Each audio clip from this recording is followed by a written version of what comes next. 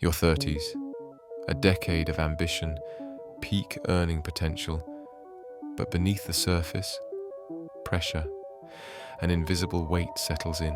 It's the messy middle, a high-stakes balancing act where every dollar you earn has three competing jobs, paying off the past, funding the present, and desperately trying to build a future. The past is an anchor, student loan payments, a burden carried for a decade or more, draining momentum. The present is a trap. For nearly half of Americans, credit card balances revolve month after month, often at rates exceeding 20%. And the future is a race against time. Wait until your 30s to save, and you may need to put away 15, 20, even 25% of your income just to catch up. Stuck, overwhelmed, trapped in a cycle of stress, anxiety, and financial stagnation. This is the Financial Crossroads, and the decisions you make here in this maze don't just define your decade, they define your destiny. The weight of these competing goals crushes financial potential.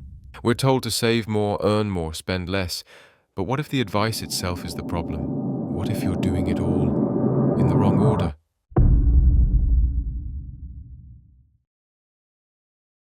Forget random attacks, forget emotional guesswork. Success demands strategy. It demands financial triage, a clear, non-negotiable order of operations. Before you can attack, you must defend. This is your first priority. But this is non-negotiable free money. The order is everything. Step 1. Build a $1,000 starter emergency fund. Your buffer, your immediate defense. Do it fast. Step 2. Capture your full employer. 401k match. Contribution meets contribution. It's a guaranteed 100% return. Step 3. Attack toxic debt. Anything above roughly 8 to 10% APR. Credit cards. Store cards. This is the financial emergency. This step requires focus, intensity, sacrifice. It's time to go to war with high-interest debt. How? 2 levers, pulled simultaneously. Cut your lifestyle drastically, temporarily. Pause the non-essentials, and increase your income. Side hustles, extra hours, selling things. Generate cash with the sole purpose of throwing it at this fire. Only after this fire is extinguished do you move on. Build your full emergency fund, then increase investing, then tackle low-interest debt. The sequence is the secret. Now, attacking that debt in step 3, you have 2 proven weapons. First, the debt snowball. You list debts smallest to largest and attack the smallest one first. Why? Quick wins. That first victory builds powerful psychological momentum. Personal finance is 80% behavior. The second weapon, the debt avalanche. You list debt's highest interest rate to lowest. Attack the most expensive one first. The avalanche saves you the most money. The snowball builds motivation faster. Which is best? The one you'll actually stick with. What about shortcuts? A 0% balance transfer is just a temporary sand wall. It buys you time, but you must pay it off before the introductory period ends. Debt consolidation loans are often a trap. They feel like a fix, but they don't change the habits. You've just moved the debt. Student loans. Federal loans are the greenhouse. They offer protections like income-driven repayment and potential forgiveness. Private loans leave you exposed. Critical warning. Never use a home equity loan or HELOC to pay off credit cards. You are turning unsecured debt into secured debt. You are strapping a bomb to your home. This entire process will affect your credit score. But the FICO system is not a mystery. It's a mechanism driven by 5 main components. The most important gear? Payment history. 35% of your score, pay, bills, on, time, every time. It's the non-negotiable heartbeat of your financial health.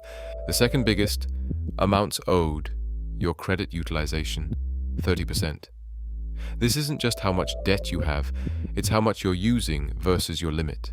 Keep your balances low, ideally below 10%. Paying down cards is the fastest way to boost your score. Third, length of credit history, 15%. This is why you must not close your oldest credit cards after you pay them off. Closing old accounts shortens your history and reduces your available credit, which can actually hurt your score. The last two factors, new credit and credit mix, are minor. Don't obsess over the small, temporary dip from opening a new loan. But here's the truth. A high FICO score doesn't mean you're wealthy. It just means you're good at borrowing money. It's an I love debt score. Don't worship the score. Use it as a tool to get what you actually want, like a mortgage, and then focus on the real goal, building wealth. A high score is abstract. This is substance. This is a piece of a down payment. This is tangible wealth. Your score is just a tool to get this. But the tool won't work if you haven't mastered the part of this that isn't math. The journey isn't fought on a spreadsheet. It's psychological. Debt is a heavy, emotional weight. It fuels anxiety, frustration, and depression. It creates mental clutter that makes even simple decisions feel impossible. This leads to shame, secrecy, and isolation, which only makes the problem worse. The most overlooked strategy: understand your money story. What subconscious beliefs, learned perhaps in childhood, are driving your habits? Awareness is the first step. Ask yourself, why am I doing this? Is this belief serving me? A budget isn't a prison. It's your plan for freedom. It's you telling your money where to go, proactively. This is how you reclaim control. You stop reacting to life and start directing it. If you're partnered, talk about it. Money stress is a leading cause of divorce. Get on the same team. Schedule regular, blame-free money dates. Focus on shared goals, not past mistakes. And if you're drowning, get help. Reputable non-profit credit counselors are your allies. They can negotiate with creditors and create a debt management plan.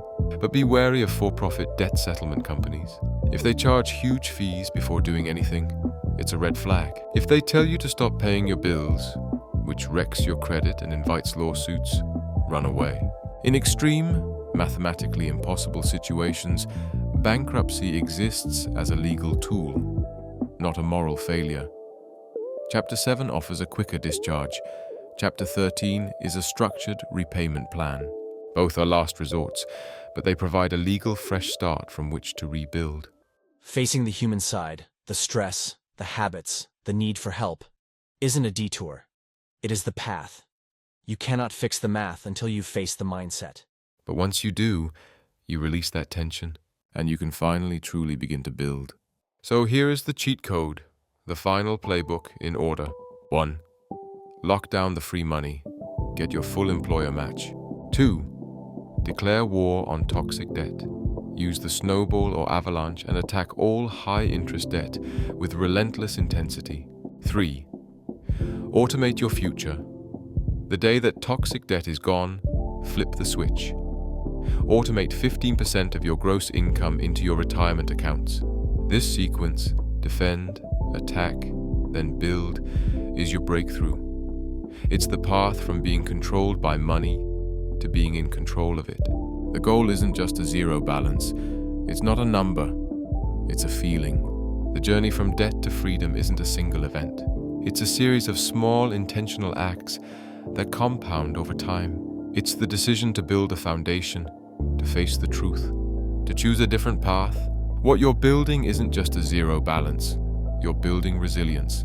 The plan itself becomes your shield against the inevitable storms of life. The first thing you'll notice isn't the number. It's the feeling, the absence of that low, constant hum of anxiety. The mental bandwidth once consumed by "how will I pay" is freed. You'll sleep better.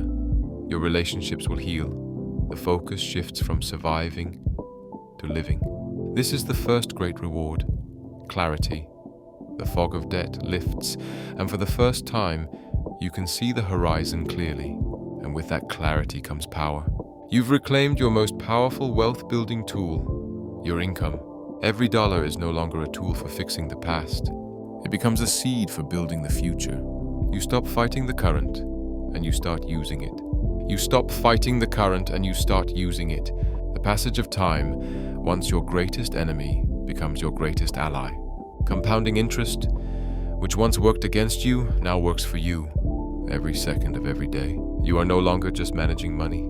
You are weaving a legacy, a story of resilience, a story that proves that sacrifice, focus, and a clear plan can turn financial chaos into financial peace.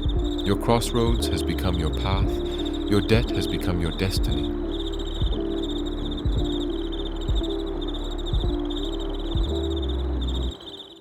Thank you for watching this video.